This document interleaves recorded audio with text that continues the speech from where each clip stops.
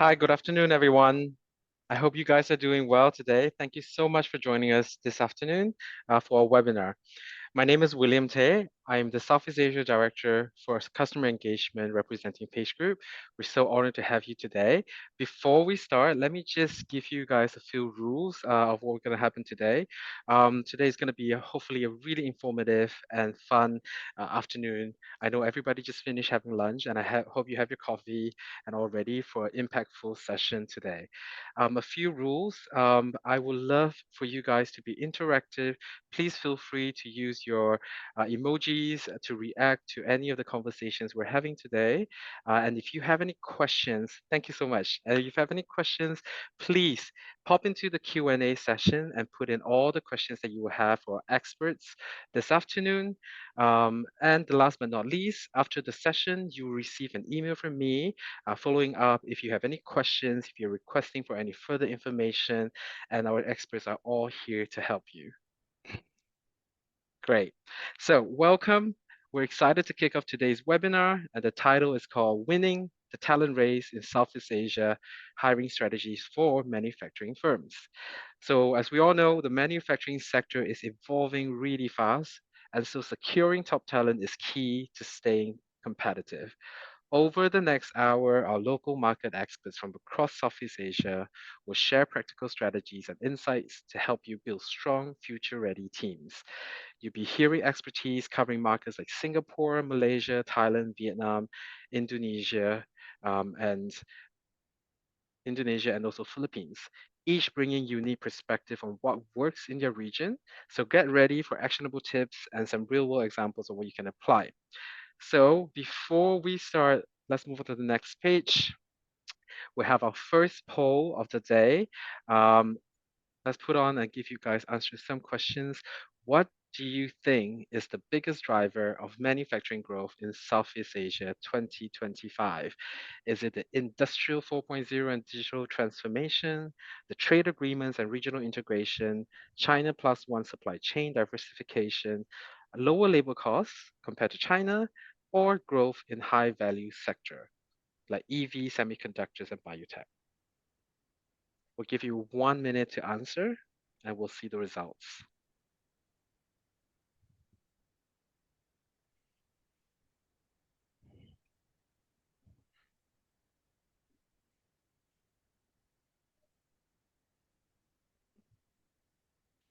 Okay, let's have a look at the results. Well, 43%, overwhelming majority of you guys talk about Industrial 4.0 and digital transformation. And without further ado, let us just move into it a little bit. So today, let's hear from someone who truly understands the Southeast Asia talent landscape.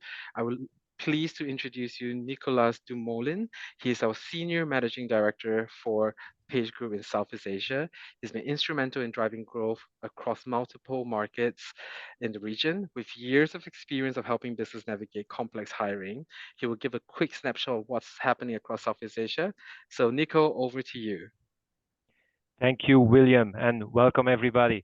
So I'll start with saying that Southeast Asia is my favorite region in the world. Yeah, I've been across the different parts of the world, but Southeast Asia stands out. And today I want to take you through two things mainly. One, I'm going to give you a little bit of an overview from macroeconomic perspective, and then secondly, I'll point out how that really affects talent. So if you can just go through the next slide, please. So if you see when we look at manufacturing growth, it's driven by investment. That's very clear. And if you look at Southeast Asia, the largest part of the growth in investments is driven through FDI, foreign investment. The ratio is 60 to 40. So 60% of the investments come through foreign capital and 40% through domestic capital, which is pretty unique. If you look at China, it's pretty much very different because in Southeast Asia, the overall FDI investments is double than that of China. And if you see 23 to 24, where across the globe, a lot of the foreign direct investment has decreased, Southeast Asia stayed flat. China, for example, went backwards 30%.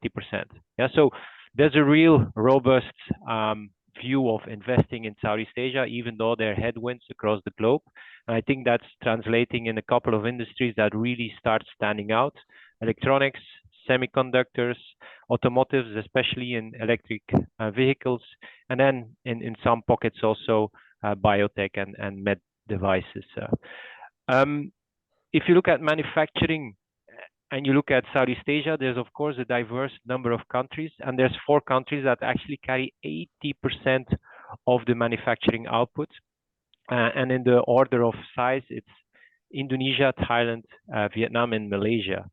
All of them have different focus points, so they really have different ways of looking at manufacturing and different industries they cater to, but they in size make up 80%. So what is driving this growth? There's 3 main factors which we see: cost and location together. And if I look at location, if you're in Southeast Asia, within 4 to 5 hours, you can almost reach 50% of the global population. Yeah. So the central location of Southeast Asia is pretty unique and is the only one in the world with such a size around them. Secondly, cost. Now, I'm not only talking about labor cost. Labor cost is pretty diverse. We all know Singapore is pretty expensive, and then there are markets like Vietnam where labor cost is pretty low. So there's a diverse aspect there as well, but there's more than cost for labor. There's cost for electricity, where Vietnam is low, but you have markets like Thailand and Philippines where electricity cost is high. And then land acquisition, where Indonesia is probably better placed and most cost effective. So depending on the needs of the manufacturing entities and investments, some markets are better placed to attract certain investments versus other markets. So that's one element of the growth driver. Second one is China plus one strategy. I think that's pretty clear that this has been a strategy for most companies outside of China and even within China to look outside of China. And Southeast Asia, in terms of proximity, in terms of flexibility, and in terms of also not being threatening to invest in because of the size as individual countries, not threatening for North China, India, and US, Europe. So that's another place where we see a lot of interest coming to Southeast Asia. And then lastly, because it's a number of countries, they're actually competing with each other while collaborating. Now that competition also leads to, of course, opening up, giving more favorable terms to companies. And I've seen in the last couple of years that becoming more prominent. It used to be Singapore. Yeah? Now it's a lot of going to Malaysia, and we see other Southeast Asia countries opening up and being more flexible so they can attract the right investments. So these are the 3 main drivers for growth, and how that translates in the market is that we see that Southeast Asia continues to be a hub where companies want to invest. 2, it's also a hub where we're not looking only anymore at textiles, but we're looking at more advanced technologies and looking at more higher up the value chain of manufacturing, and that through digital transformation. And then lastly, it's also much more focused on collaborating, and that's where RCEP, for example, which covered 30% of the global output, has been put in place.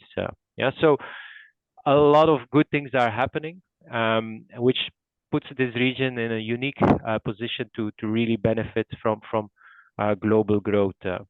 Now, maybe to the next slide, show you a little bit what that means for talent. So there's parts where it's similar and there's parts where it's different. The first 2 parts, employer branding, talent attraction, and retention, it's pretty common across all countries that this is a challenge.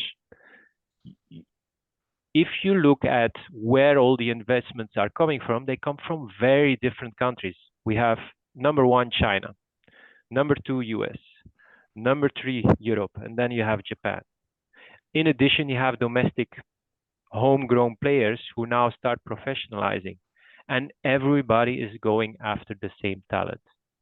Add on to this all these options for this talent is talent also wants to explore much more. So it is pretty difficult today as a company to really, really attract the talent. So you really need to stand out and have a clear culture of what you stand for and look for. And that I think is something you really as a company need to be aware of. It's not just a low cost location, it's a location where it's also very difficult to attract the right talent. If we go to the skilled talent shortage, if you look at the industrial base and the education and the alignment between people coming from the education into the workforce, we see a clear disconnect in certain countries and a real connect in other countries. We see clear connect in Singapore and Malaysia, where the education and the industrial base are aligned, but then we see clear disconnect in countries like Vietnam, Indonesia, and Philippines. Thailand is somewhere in the middle, where Thailand has really the basic skill sets, right? But probably towards the transformation of Industry 4.0 is lacking a little bit of the opportunity to upskill its people.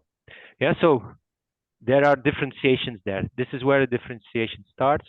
Another part where we see a lot of differentiation, but then within country, is that everyone is going after the same talent. And because of that, you have a big gap between people at the lowest levels and then people who are higher skilled in manufacturing and with very unique skill sets. The problem with this is that when you come into a country or you invest in a country and you want these specific people, you often gonna sometimes pay more than in what you would do in your home country outside of Southeast Asia.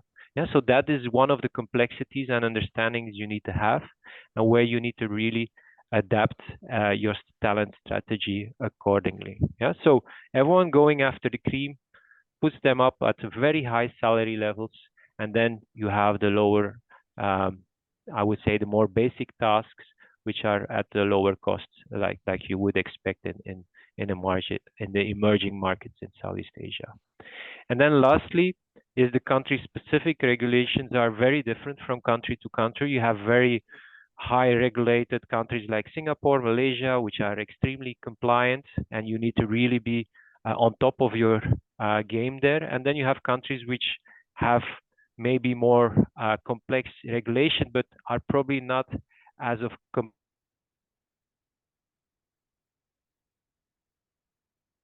compensation is again required. So there's some similarities, but there's a lot of differences. And if you just put this all together, it means that you need to have a localized strategy because one size doesn't fit all. Thank you. Over to you, William. Thank you so much for the insights, Nico. Obviously, a really exciting region with a lot of things that is happening, such access to like such a big population of the world, and it's also very, very diverse and very, very fragmented. And hence, that is why it's important that we're going through every single country a little bit more in detail. And before we move on to the local market expert, I would like to introduce very quickly all our specialists across the region from Page Group. So everybody say hi a little bit to the attendees. Hi. Okay. So we're very, very grateful to be able to gather such a good panelists and a group of experts across the region. And moving on next, let's dive into the markets a little bit more in detail. First, in the snapshot in the focus, we have the Singapore market.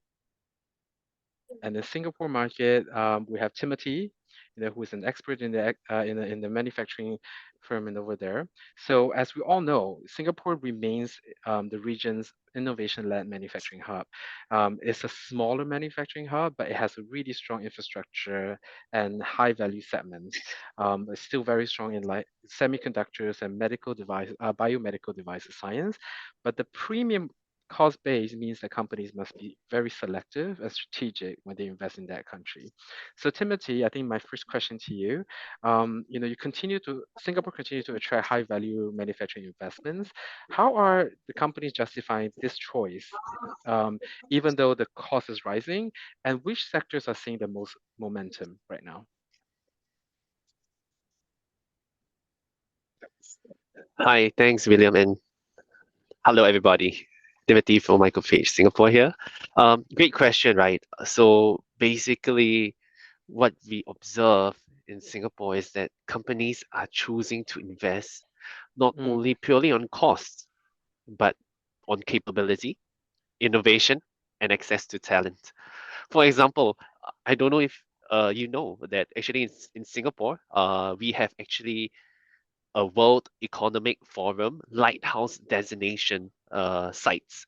So six companies here in Singapore uh, are are representative of being recognized as scaling fourth industrial revolution technologies. So what that means, they implement a lot of AI, advanced robotics into their production lines, into their manufacturing practices and processes. mm, So there are actually six facilities here in Singapore. It's easily found. You can easily find them on just by googling it. But happy to share that they are actually happy to name drop them as well. They are actually Agilian Technologies here in Singapore. Coca-Cola is one of them. mm, Most recently inducted into this lighthouse factories is actually Global Foundries, HP, as well mm, as Infineon, and the last but not least, Micron in Singapore. So, in terms of the sectors that see the strongest momentum, and mm, these will include semiconductors, electronics, precision engineering, smart manufacturing, especially and as well as the biotech pharma side of things as well. So actually in Singapore, to Nico's point earlier, where he talks about investments from overseas as well as the local domestic market, uh, for manufacturing in Singapore, I think mhm, it came out this year that there the government's initiatives and support to inject over about 55 million into the manufacturing space to create more high value jobs to support the manufacturing industry. It could be in terms of various upskilling programs or uh, technology improvements to these manufacturing sites here in Singapore. So mm, even though costs are higher, companies mhm, justify that choice here in Singapore by gaining access to highly skilled bilingual workforce, being a part of this advanced ecosystem with infrastructure, IP protection, supply mm, chain resilience here in Singapore, and last but not least is positioning for the future in terms of manufacturing when we talk about automation, smart factories, sustainability, rather than just low cost mass production. Yeah, understand. Got it. yeah. Thank you so much. I think a lot of talk obviously about that industrial 4.0 from Singapore and being the forefront of innovation and really high value part of the chain. And but all these things will mean that the demand on the talent pool, especially the quality of the talent pool, is going to be Mm, really really high. yeah. And I think Singapore will be facing the same challenges as every other places as well, being that some of these are still going to be scarce. And of course, you talk about being expensive. So, what's helping the companies to attract or retain top engineering or automation talent, despite all those things? So even like in a high cost location like Singapore, firms are attracting and retaining engineering automation talent by, I think, focusing on three factors, right? Mm, I believe, um, for me being on the ground speaking with various candidates, of course I hear a lot of feedback. Speaking with the hiring managers, we hear a lot of feedback as well. So three key levers to really take away is about the technology exposure, how automated the line is, how exposed to various new products to the market, for the future. hmm The next point will be upskilling and career growth with the government fundings in place. How are organizations utilizing that funds to upskill their current workforce, and that will in turn boost the retention. in engineers for the long-term opportunities. And the last one will be, I would say, being efficient in recruitment and strong value proposition for future engineers.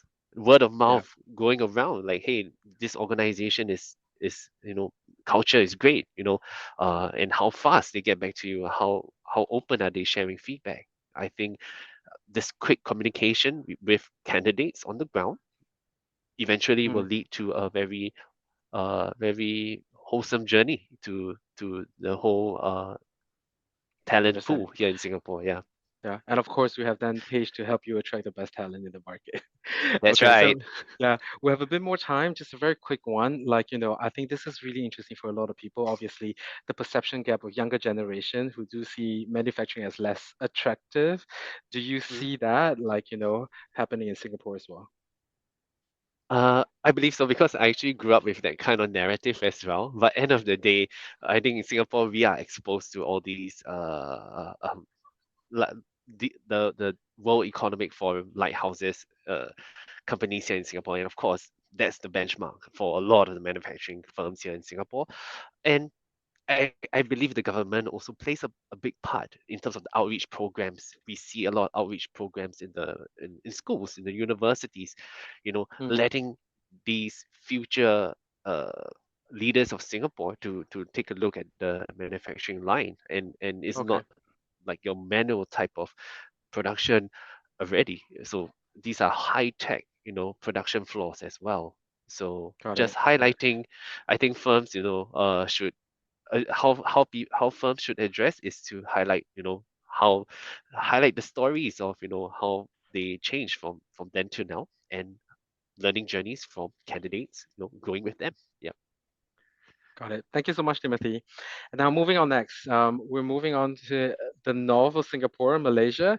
And let's welcome Terry and Yvonne onto the fold a little bit. So Malaysia is fast becoming a global electronics and semicon hub with strong infrastructure, cost competitiveness, and rising foreign investment. We hear lots of news about investment going to Malaysia.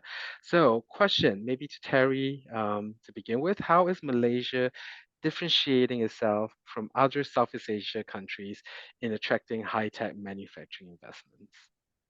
Thank you, William. I think that Malaysia has been very intentional about how it's moving up the manufacturing value chain. So instead of competing on just purely on cost, the focus now is on capability, technology, and value creation. Here in Malaysia, we already have a strong base of industrial ecosystem, mature supply chain, supply and a strong supplier base, and lastly, skilled talent pool. And all this actually gives us the real edge. Apart from that, our government is also driving this through the NIMP 2030, which emphasize a lot on technology adoption, green manufacturing, and also high value investments. Combined with all the various tax incentives, robust infrastructure, and also political stability, we actually offer a very unique proposition, cost competitive, innovation driven, and also we are also strategically located within the ASEAN region. Okay, thank you. Wow, sounds very interesting. Malaysia seems to have been able to offer a lot. And then let's move on to Yvonne a little bit. So, like, questions about Malaysia is always about talent pipeline. It's a smaller population compared to some of its other neighbors. It seems like it's growing, but there's a lot of chat about skills mismatches and retention challenges that is slowing down progress in some advanced sector. So, Yvonne, over to you. How are manufacturers closing the gap between graduate supply and Industry 4.0 skill requirements? Thanks, William. It's a very interesting topic. Transparently, I think this is the common issue, not just Malaysia, across the region, everyone is facing the same. I guess Malaysia, maybe there are some, first mover people start to think more innovative, because at the end of the day, everybody are just like what Nicolas earlier mentioned, everybody was fighting the same pool of people. It just, it become a price war game between country to country. Like Malaysia currency maybe on the weak side compared to Sing dollar and compared to other. So the company has to start innovate and self-supply. You get my point? And we have seen that, manufacturers step up and innovate, partnering with the local university to design the courses, and they come up with some of the certified by themselves, and creating a little bit of like, apprentice program within not just the commercial end. You oftenly see now the back end manufacturing line is also doing that, bridging between the classroom and the real factory environment. And we're also seeing some of the big organization, name it on the MNC or the local, they build their in-house academic. That can be come from the global top-down kind of the modules, or locally building up from the bottom up. Usually it lead by, operation excellent team or the supply chain excellent, different organization using different terminology. And you also see, using our government also come out some incentive. Not just Singapore has the friendly, Malaysia also following quite, chasing from the back, because you do not want to lose out the talent. And Malaysia has a lot of a unique selling point, the language skill, the agility, adaptability. All these are our nature, being a Malaysian, have it. So our HRD fund has been, coming more and more in recent years to reskill our people into the topic like data analytics, automation, robotics. These are the upskill workforce program that we can utilize. Last but not least, you oftenly see nowadays the young generation has a short span of focus. They like short modular program rather than the long, like 2 years type of the university courses, that type of the courses. And you will get the attraction. People are enjoying take on some small courses like a couple weeks, couple months into those are like even net zero previously sustainability. They want a quick overview, quick snapshot on those are the theoretical, and then combine with the practical. It makes sense for the young generation, because nowadays young generation want to feel it, want to touch it, rather than just textbook theory. More and more public-private initiative you oftenly hear, like Industrial 4, WRD, National Dual Training System, are also part of the contribution into, bridging the gap for young, fresh talents, engineer into the Industrial 4.0 journey. Thank you so much. Okay, that's very exciting. I think that leads to then, I think, my next question as well, right? So apart from the young talent and graduate supply, another thing is also retaining those really skilled professionals in high demand areas. You have the E&E and the automation. What advice do you have, like in terms of helping companies to retain those talents? This is another interesting part, because this is a common topic when we go for job briefing between the consultant and the client. We oftenly ask, what make your people left your organization? Today, world is no longer just a dollar and cent, because the young talents are very smart. Like it or not, you will be surprised. They will say, the young generation will tell you, I know my value, the value proposition. I gain the skill, I know I can demand more. So hence, to retain the people is not just purely about the pay. Pay is important, don't get me wrong, with our inflation, everything, but it's also the growth, the purpose, and also the belonging. They felt that all these is a combination of the factor, and the HR team now play an important role, to create or offer, the career path for those are the technical experts, because a lot of time you will tend to see that commercial people are having the career trajectory a little bit more like that kind of speed, where the back end operation manufacturing people are a little bit under radar kind of shine. But then HR play an important role, bridging the gap from, not just commercial, the back end operation people can also progressing into the leadership route and innovation. And you will be very surprised, a lot of the engineer today can do commercial as well. So that is one. Sure. Second is also the learning culture. Like I mentioned to you, they know their value. The young folks today are very care about their value proposition.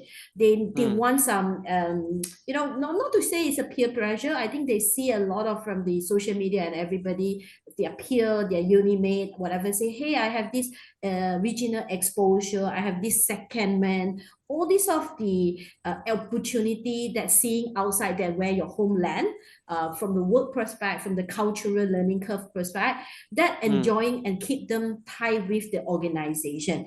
Okay. You know, this is one. Another one, last but not least, is really giving the meaningful. What are your individual contribute to the production line, the product that you're producing, or the innovation you come out with can broader to the company, to the society, to the world, example. Understand.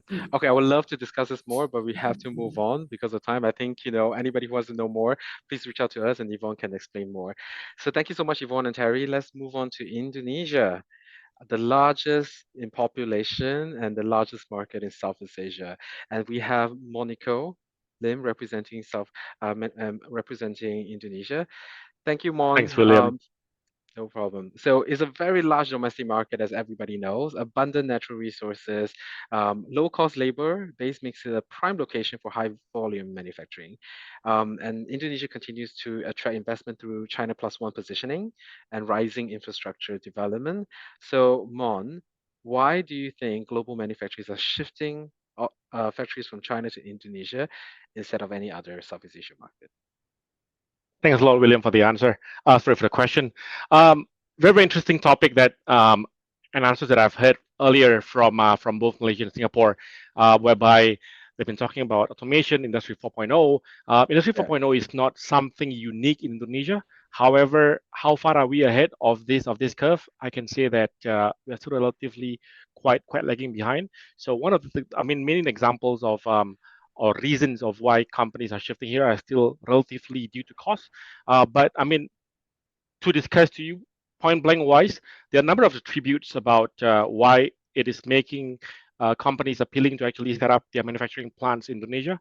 The first one, as you mentioned just now, is due to the large domestic market. So Indonesia has a large population, almost 280 million right now.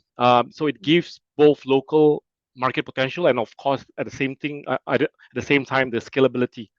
On top of that, Indonesia is also strategically located within Southeast Asia. So it can serve as the regional and also the global export markets for them. Number two is Indonesia is still relatively lower labor costs and operational costs as well compared to other neighboring countries. On top of that, Indonesia has also designed more and more designated special economic zones with more improved investment incentives, so that to attract actually more investment, more FDIs coming to Indonesia as well.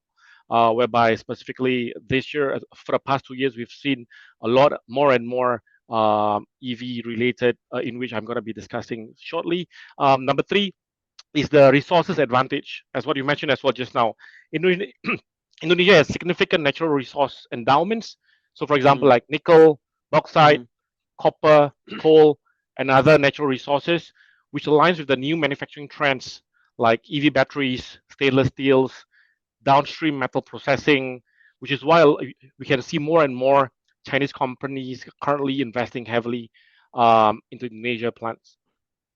Understand. Got it. Thank you so much. And on top of that, you also have a large and young workforce, but also skilled professionals. However, topic about Indonesia is always that, there will be short supply of skilled professionals and retention is, always a concern.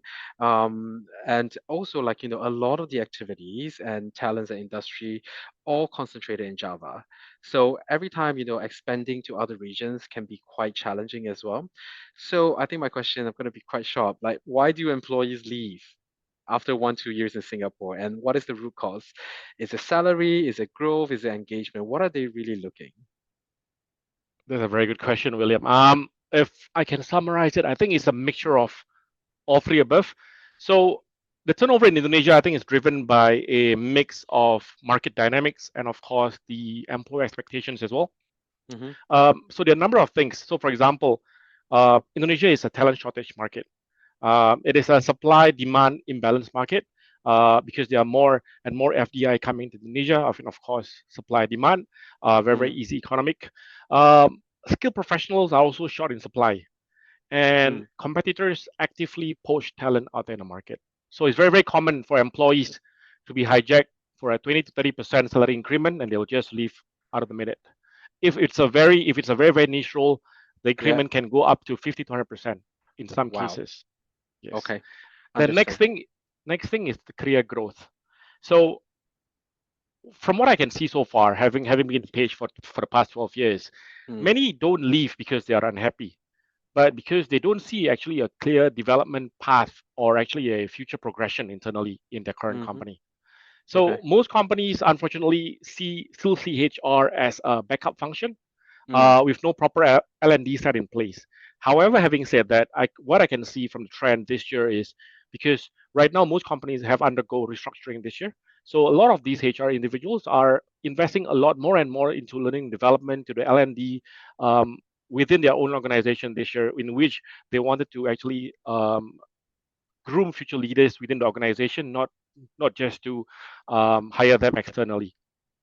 Understand. And then third piece is the engagement and leadership.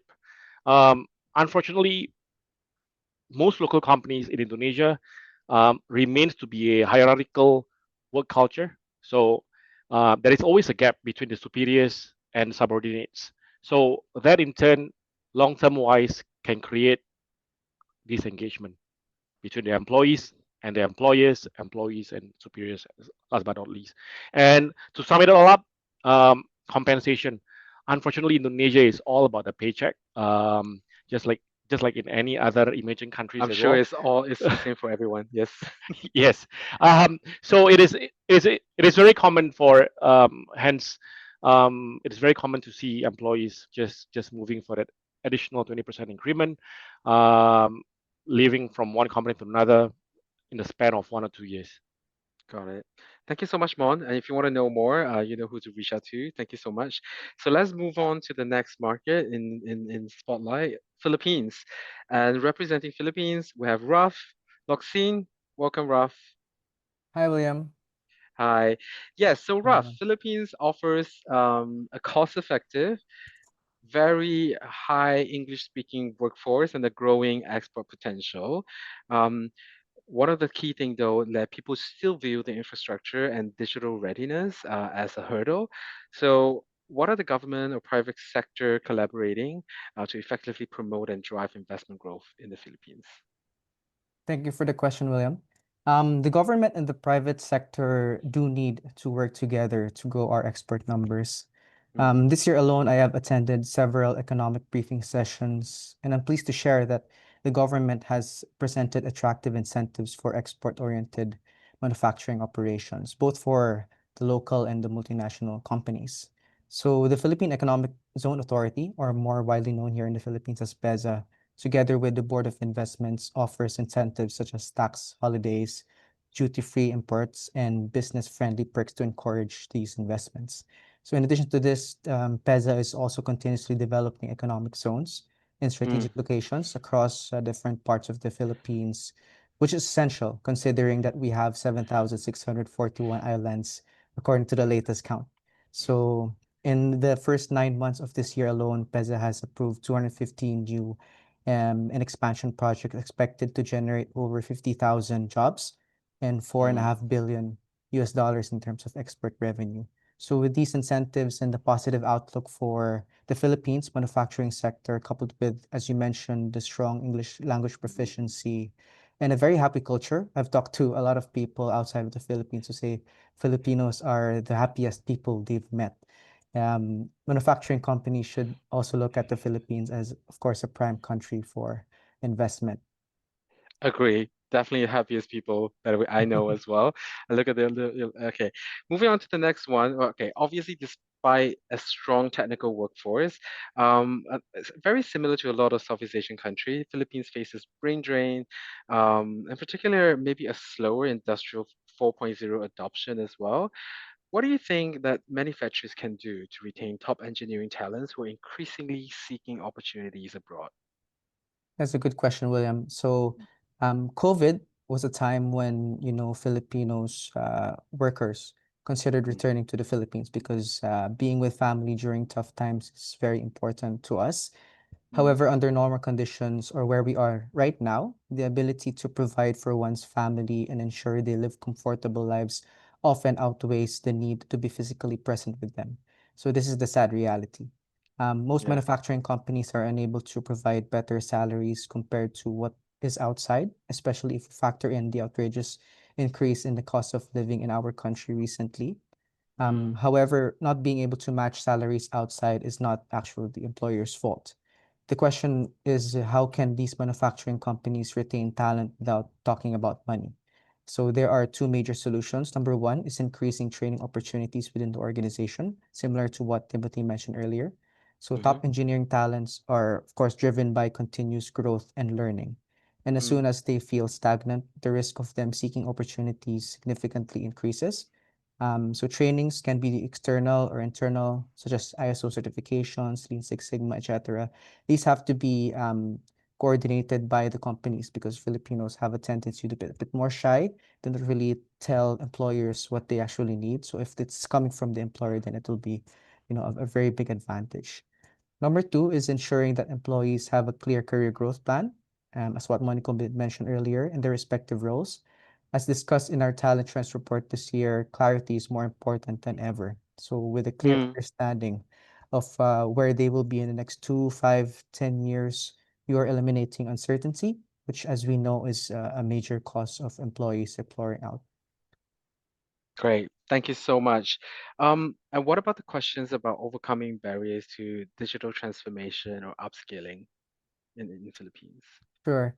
So unfortunately, the Philippines is lagging behind in Mm, adopting technological advancements compared to its neighboring countries.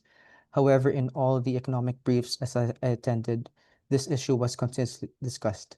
It was clear that the first step for companies is to invest in hiring the right talent to mm, lead this transformation. And we all know that change starts with people. So one way companies save costs is by utilizing the existing workforce to drive the change. However, we should note that in this setup, employees often end up wearing multiple hats, which can mm, oftentimes lead to burnout. The results may also fall short in terms of expectations. So definitely hiring a dedicated team is usually the preferred approach. The next crucial step is establishing a clear process. mm, Implementation, which comes next, is arguably the most challenging aspect of digital transformation. Companies are now investing on training, both theoretical and hands-on sessions, to allow employees to fully immerse themselves in the new system. And lastly, and most obviously, of course, companies must invest in the right technology that fits the organization's needs. mm. Without an efficient system that addresses existing problems, there's no point in moving forward with the project. So it is inevitable for companies, especially those that are in the local setup, very used to the current standards that they're doing, to face resistance during this transformation. And the only way to manage this is through clear and intentional communication. So to summarize, in order to overcome the barriers to digital transformation, you need number one, of course, people. Number two, Mm-hmm. process. Number Yep. three, technology. And to bind these all together, of course, you need clear communication, as mentioned earlier. Thank you so much, Ralph. Sound like it's a lot of like projects and intention from the government and the sectors to move forward as well to be more competitive. Moving on next, Thailand. Hi, And William. the, hi, hi, Sonia. Sonia representing Thailand. Thank you so much. Powerhouse in manufacturing, Thailand, especially in automotive and electronics, supported by strong supply chain and strategic location, is well known within Southeast Asia for those things, right? How is Thailand now leveraging the Eastern Economic Corridor and EV incentives to attract high value manufacturing investments? Perfect. Yeah. So besides being a fantastic holiday destination, everyone knows us for our islands. Thailand actually offers world-class infrastructure as well, and most people aren't aware of this. And it's just slightly east of the country's capital, Bangkok, which includes deep sea ports that can accommodate very large vessels coming through, an airport that most people aren't even aware exists, high-speed trails, links, and industrial estates that are really tailored towards servicing this new age technology 4.0 ready manufacturing facilities, right? And if I go into a bit more specific initiatives that's being done by the government, you'll see that Thailand's Board of Investment, BOI for short, and the EV board that has been specifically set up over the last couple of years have also rolled out very aggressive incentives, financial and non-financial incentives to attract manufacturers. And examples of this could be corporate tax exemptions for up to 8 years, actually, for very large-scale EV and battery projects, which is probably one of the main drivers of why BYD arrived on our shore. And then you also see export incentives where through the revised schemes, each EV vehicle versus a traditional vehicle counts for 1.5 units of production quota. And what that means is that improves competitiveness when it comes to economy of scale. And now we're being compared to the likes of Mexico when it comes to vehicle production. Wow. And this gives us access to subsidies globally and tax exemptions across multiple markets as well. And if you want to talk non-financial, there's also the privilege of 100% foreign ownership in Thailand for foreign direct investments, land ownership rights in these industrial parks, fast-track visas for foreign executives coming through. So earlier on, we talked a little bit about migration of talent. This helps to do that. And then the last part is talking about import duty, right? There's waivers on raw materials that you bring into the country as well as machinery. And I think the most impactful thing that Thailand has actually gained from this is that over the last 3 years, we've created 9,600 jobs just in this sector alone. And 85 to probably about 95% of that is actually Thai nationals. So we're not actually importing talent, we're creating local opportunities as well. I understand. Wow, that's great. I think it doesn't hurt that the fact that it's such a location that people are very willing to move to. That Correct. makes attracting talent not too difficult. You are one of those example of A decade in. a decade in Yeah. Thailand. So great. And obviously, like I said earlier, like Thailand do have a really deep manufacturing expertise. One of the actually the first established within the region. Similarly, the topic of ESG is very big right now. Digital skills is also really big. It is in short supply anywhere. And the third one in Thailand is always people talk about the language barrier, adding to the complexity of multinational operations. So, again, let's move into what is big right now in Thailand, which is the EV and green manufacturing sector.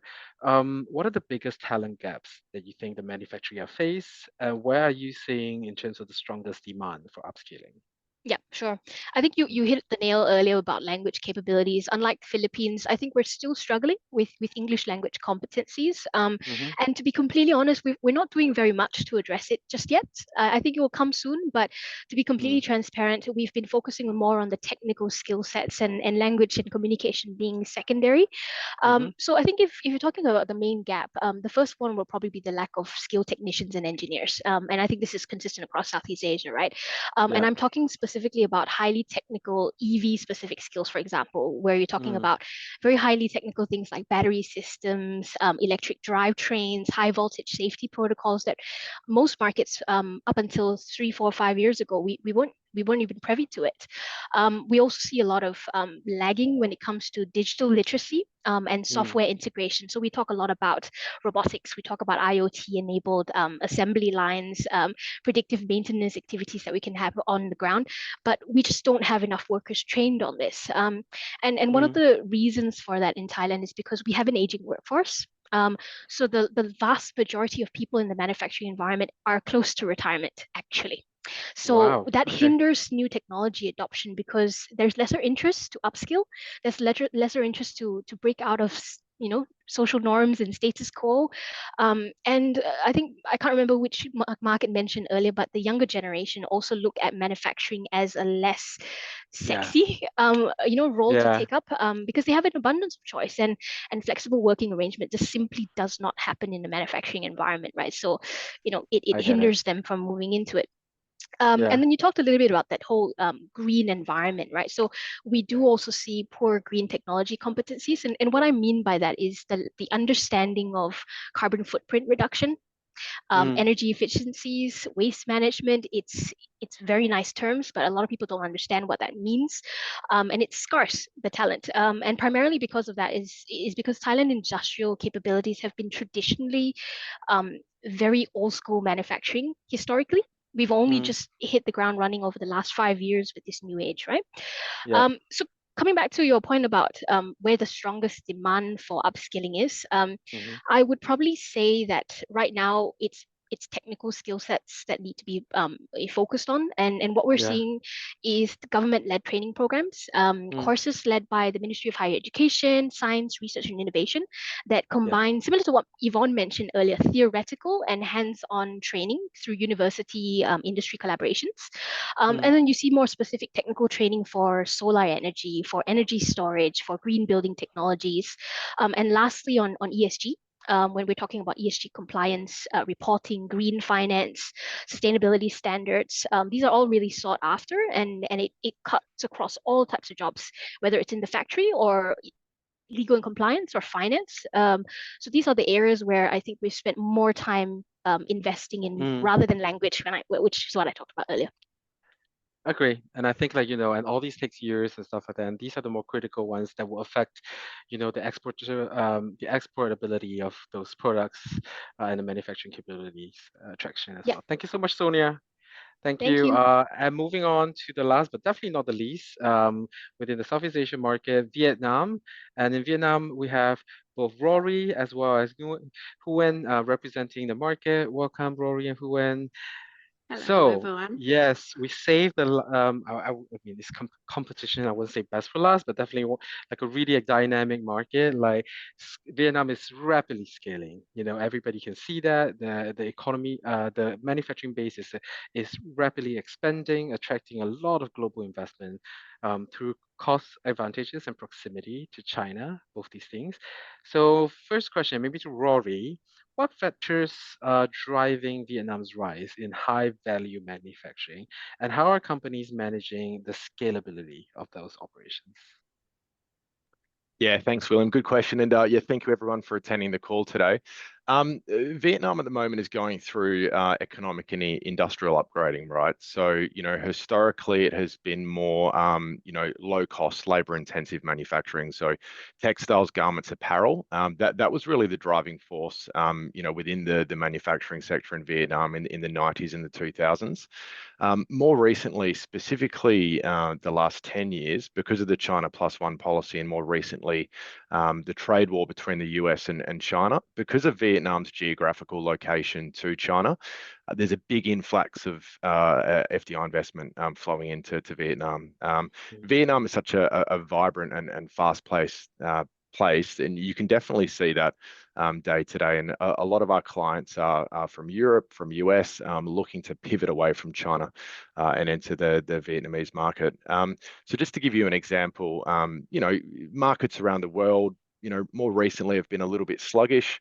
Vietnam, the GDP this year is almost 8%. So it's growing really, really fast, right? And a lot of that is from FDI, and a lot of that is from manufacturing. Okay, so what's Vietnam doing to position themselves higher up the value chain? Well, they're getting into more advanced manufacturing, but the challenge with that is education, right? Because as I said before, Vietnam has more so been historically textiles, apparels, but you've had a lot of investment from companies like Foxconn, Samsung, Apple, particularly in the last 10 years. I think something like 50% of all Samsung products are now produced in Vietnam. Okay, so if you had said that 15 years ago, just to be correct. 80%. There you go. 80%. Okay. Wow. Okay. So, I'm sure a lot of people on this call, didn't know that Vietnam, had that level of manufacturing. So it's really starting to power ahead. There's obviously been a lot of government support as well. So there's tax incentive schemes, tax-free zones for international companies that export 100% of their product outside of Vietnam. The last piece is around the education. So the government here has invested, extremely heavily in science, technology, engineering, and mathematics. So they actually have a national target on increasing the degrees in that space, and they're looking to boost it by 20% across the next 5 to 6 years. So it's a combination of things. It's government support, it's macroeconomics, it's obviously the demographics as well. Vietnam is a very young, energetic country, probably don't have some of the issues that maybe Thailand has, that Sonia was referring to. So certainly manufacturing in Vietnam, particularly that high value side of things, is only going to go from strength to strength. Got it. Thank you very much. Yeah, as you pointed out, yes, the younger sibling of Thailand, like Vietnam is full of young workforce that is very productive, unlike some of your other neighbors. But leadership or language Just to gap. chip in Yeah, on that point, yeah, for Rory, we are, how to say, very agile, and we're hardworking people. We don't mind yes. to go to work in manufacturing side. Hence, Ah, it's a good place for FDI company to come and invest in Vietnam. great. So you don't have the challenge of like the young talent looking at manufacturing as unsexy at the moment. Yeah, we very lucky to don't have that problem so far. Got it, got it, got it. Okay, great. Now let's maybe talk about some of the challenges, right? So some of the challenges people are like, leadership or language skills, especially English and Mandarin, are probably some of those factors are slowing down progress for Vietnam. So then Huan, maybe then over to you. How are companies developing local leadership pipelines to support long-term growth, particularly in high-tech or export-driven industries? Okay, thank William. Yeah. Recently we just hold two events that's talking about talent trend to particular manufacturing client in to the biggest region for manufacturing hub in South Vietnam, and the insight that we gather from talking to our client, like HR director or leader in the company, is highly relevant to your question. So to break it down, it's also come with 2 points, talent retention and also talent attraction. Yeah, for now, Vietnam is entering like multiple nation, multiple generation in the workforce. And the strategy for retention or talent attraction, it doesn't have like one strategy fit all side. For example, if you look into younger population, like Gen Z or millennial, they are value more into international work opportunity or clear career progression. So we are not very big in terms of exporting talent. We import many experts into our economic and labor force. Hence, for now, if a company is offering like short-term assignment or exchange, that is highly valuable for the talent. And with the a little bit older generation, like Gen X, they value more on the company culture and well-being, as well as the healthy company culture. Understand. So Got it. the company, if they tailor-made retention strategy into generation preference, they have better position to nurture the future leadership. And now, when it comes to talent attraction, it's focusing on hiring individuals who are adaptable and also can upskilling themselves. So in that part, I mean, salary is the big important. However, candidate today want more transparency. It's like flexible work arrangement available. I know it's manufacturing, but some company, for example, finance, HR, or the supply chain, they can offer like 1 day work from home. That's it. Make a huge advantage compared to a company that requires candidates need to go to work even on Saturday, half day Saturday, something like that. And also with the policy of embracing the AI, the Vietnam workforce is very adaptable to technology. And our talent trend last year survey, it have 86% of people who work. They answer that they use some of the AI tool. And also the last but not least is the leadership team if they are feel is they trust and also genuinely care to invest in employer development. So in short, I would say building the sustainable local leadership pipeline, it means understanding different generation need and fostering adaptability and also communicating clearly about those policies. Understand. Thank you so much, Huen. And that's all the time we have for the experts. I think, and thank you, Rory and Huen, about the Vietnam. If you want to know more, again, please connect with us and we will be able to answer more questions. In the interest of time, I know that we're running behind a little bit, but it's such an interesting topic.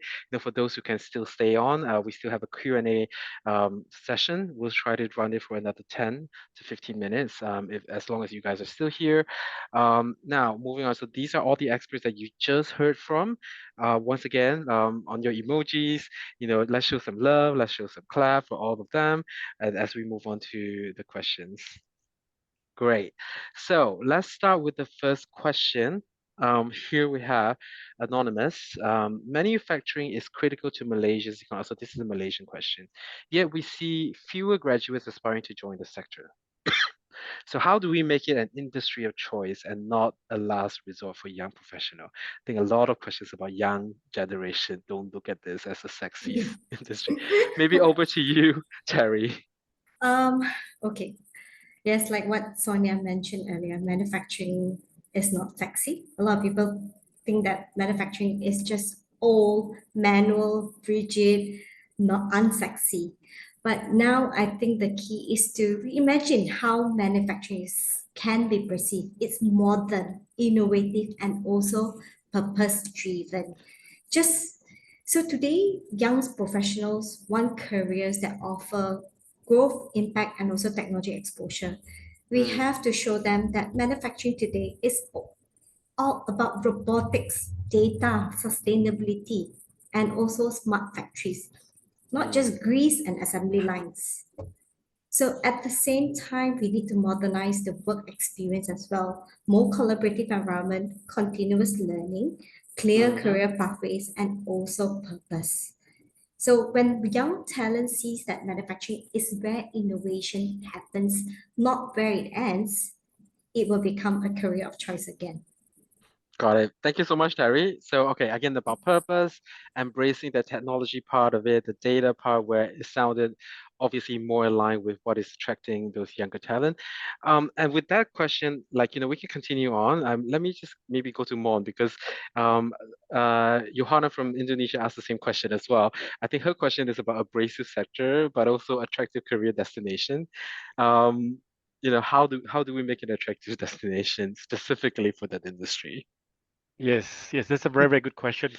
Probably let me just talk about, give the answer just on abrasive industry as specifically, and then probably I can discuss more about the general landscape of industrial manufacturing as well. I think for not only abrasive, but across all very, very segmented industries, most companies, they generally prefer hire talents with prior working experience from the specific industries as well, because their mindset has always been, okay, I want someone who is already familiar with the industry. They need to be familiar with the processes, who to sell, so on and so forth, so that when they start working for the company, they can start right away. They can start contributing to the company as a whole. But if you're looking at the trend this year specifically, I think there is it's quite unique because on the technical side, I think many companies are looking to streamline the operations. So they want to reduce headcount, create leaner teams. Some cases they try to combine roles. Two roles become one role specifically, all in the name of boosting efficiency for the companies. Meanwhile, for sales specific role, because of the recent slowdown in the Indonesian market, companies are shifting. They want to focus on increasing their top line numbers. So on the other hand, they try to slow down they try to make their technical team leaner. But on the other hand, they try to boost up their sales team as well, so that they can actually eventually increase their top line sales number for the organization. Got it. Thank you very much. Okay, there you have it. How to make the industry more attractive. Now, this is a question to Sonia, actually, from William Teh. for Thailand, for independent board positions, how important it is to be able to converse in Thai? Does someone non-Thai speaking stand a chance to be considered for such position? Yeah, well, it's not legally required actually. So Thai law does not mandate that their directors need to speak Thai. And majority of Thai companies, multinational organizations that have been here for numerous years have English widely used. But having said that, if you do speak Thai, it is a competitive advantage. And I think it expands more beyond the language. It's more about cultural fluency. Do you understand business etiquette in Thai? And it's very similar to the Japanese or Korean culture of the choice of language that you use, how formal or informal you are, the types of terminology you address people. So I think that's more important than actually the language itself. And if even if you do have some form of very basic Thai, it goes a long way because people appreciate the fact that you go out of your way to try and learn. So it's more for convenience rather than necessity. Understand. And I would expect this would be an interesting question for Vietnam as well. Do you guys have the requirement of being able to speak Vietnamese to be a board member? I can take that question. Sure. Actually, Go, not Meng. really. I mean, like Mm, for foreign investment company, normally if you can speak Vietnamese, that is a big advantage. But if you don't, then our workforce is able to communicate in English. It's now English is very popular, and if I look back like 10 years ago, probably we are quite advanced in that, especially with the younger generation. got it. Thank you so much. We just have another question coming in about Singapore. So then maybe I can ask this. Anybody can take on this. Timothy, if you want to as well. Singapore is always cited as a high-cost country. Companies are increasingly concerned about cost pressure as headcount gets leaner and individual roles expand. Are these broader strategies for future-proofing operations beyond cost cutting that support uh, um, that support sustainability, talent retention, and long-term resilience? Yes. Yeah. I believe I think it's not like a one size fits all type of Mm, answer, but definitely yes, we are a high cost country. That's a matter of fact. And mm, companies are also definitely in terms of MNCs, they will be reporting back to HQs. So as headcounts gets leaner and various individual roles expand, uh, mm-hmm, in terms of strategies, definitely it has to come down to what that organization is in Singapore for. For example, if they are driving various product P&Ls in the region, then yes, maybe if you sit in a more regional type of role, you will be able to uh, to kind of like hold on to your job a little bit longer. However, if mm, let's say, we see a lot of other industries that are, cost cutting, unfortunately, and mm, these are the roles that either sit on the back end, only supporting the local Singapore market. And that's where we see that shift in terms of the strategies from big industries, big companies. So mm. Got I it. can't give you a one size Yeah, a definite answer end of the yeah. day, but yes, it's something to think about. Yeah, definitely. I think a lot of I think it's a more layered question. Like it really depends on the need of the operations and what you can extract the value out of, like Yeah. and at a more high cost location like Singapore. Thank you so much. Next question maybe about from Nguyen Ling for Vietnam. Maybe over to you, Rory or Huyen. In the context of Vietnam, fast-growing manufacturing sector. Should business prioritize market expansion or invest in strengthening internal capabilities like key talents or management capacity? Why and what strategies would you suggest to balance these priorities? Yeah, sure. That's a great question, Win. I think from our experience in just speaking and engaging with manufacturing businesses, I think building really strong foundations before expansion is very important. Mm, Vietnam has at times quite a archaic taxation system. There can be a few different compliance issues. So we've certainly seen in the past where businesses may have tried to scale too quickly But if their foundations aren't there, they can run into issues when it comes to governance, compliance. If they don't have the correct management team or strong enough capability to lead them through that growth, or the next phase of what they want to do, they can run into issues. So it depends, obviously, on the type of business and what the specific business situation is. But certainly, yeah, making sure that you've got strong foundations before you accelerate your growth would be something that we recommend. Got it. Thank you very much. Next question, maybe to you, Yvonne. Can you share an example of a Malaysian company that successfully scaled its regional manufacturing operations? And what were the key HR factors behind its success? Well, yes, I was about to type out the answer. Yes, I can immediately think of a couple, like for example, some WSD Guthrie, Carex. These are the Malaysia homegrown brand. They have multi-sites beyond Malaysia itself, either in it on the surrounding within the Southeast Asia, or some of them beyond Southeast Asia region in the Middle East or further than that. What they have HR have done, I guess, which is through my interaction and understanding how their workforce planning they do when they set up a new plant in other country. They usually send some of the expertise internally to there and definitely hire some of the local talents, because from a sustainability, from a bottom line cost perspective, they will send couple, but not all, like the whole entire supply chain or the operation perspective. They bring the transfer knowledge from the local. So that is aligned to what I mentioned earlier, giving some young talents today who are value themselves, giving the opportunity exposed to the regional. These are the opportunity I have seen in like the company that I mentioned within from a Malaysia landscape. Yeah, I'm sure like we all would agree, like hiring the first talents and the important talent that be in place for your expansion is super important. Yeah, so next question would be something, I guess, for any of you guys, because the question comes from how does chemical manufacturing compare to other manufacturing industries in terms of expansion across Southeast Asia and talent demand? Well, probably I can takers? start. Yeah, Yeah. probably I can start. I mean, chemical, it's such a huge space. And so I think we need to be more specific which part of chemical to be more specific. But I'm not sure about other countries. But within the manufacturing side for Indonesia, the chemical industry has always been one of our strongest pillars. So from Indonesia point of view, what I can always say is that in terms of the demand expansion plan and in terms of the compensation benefits in terms of the package overall, I would say one of the most competitive one in the market is potentially is the chemical space. Okay, great. Anybody Similar to else? Vietnam, actually chemical is very important to our manufacturing. It's a material to supply to all the manufacturing.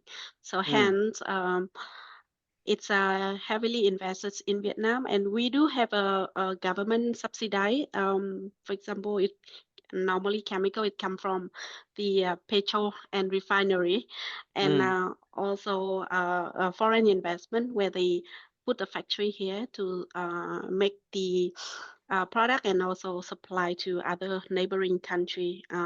Yeah, but mainly if you break it down into Vietnam, it's like chemical supply to textile, garment, footwear, all the manufacturing that we just mentioned.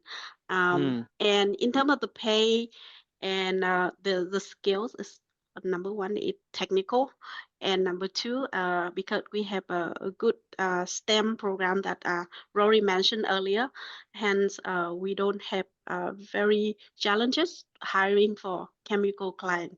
That's a good thing.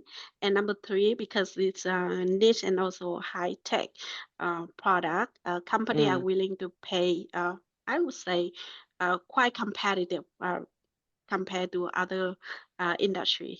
They Got are it. less than oil and gas, but higher than definitely manufacturing Other of manufacturing. textile and garment furniture. Got it. Got it. Okay, great. Thank you very much. Any other addition from anybody else?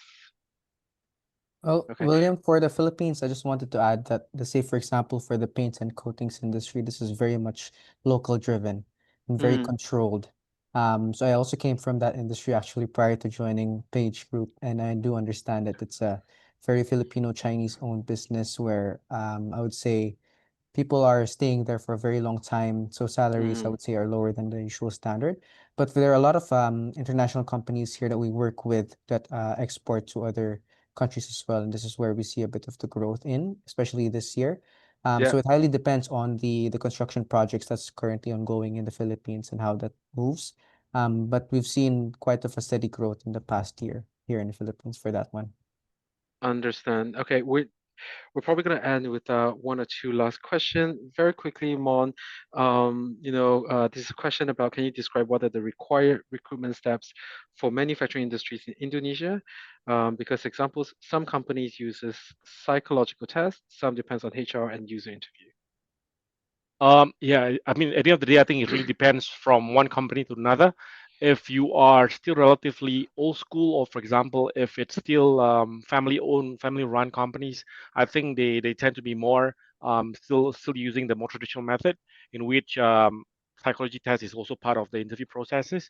However, for more modern companies, or if it's a global MNC companies, usually you don't tend to see those processes put in place already, unless it's for specific C-level roles or specific director level roles. Potentially, I think they can be a psychological test being involved as well. But other than that, most of the companies that we work with, most of them have no longer put in psychology tests as part of the final processes already.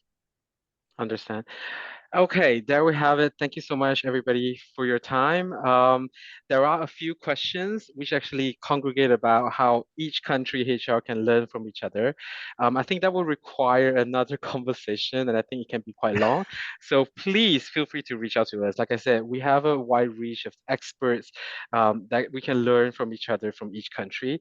If you require as well, we're happy to have a Southeast Asia like session with your company across your HR functions where we can answer those questions and we can collaborate and help you to learn from each other. And let's connect. But before we end, here are my contact and Nico, as well as later you will have all the contacts from all the experts here. Please reach out to us again and please take your time to scan to complete a 2 minutes post event survey. You will receive a email from me by the mid of this week in the next 1 to 2 days. I just want to say thank you for your time. And again, once again, I would like to thank you all the experts here today. And we hope to see you again. I hope this is the starting of a series that we're going to do to help share across Southeast Asia. Thank you very much and have a good day. Thank you, everyone. Bye.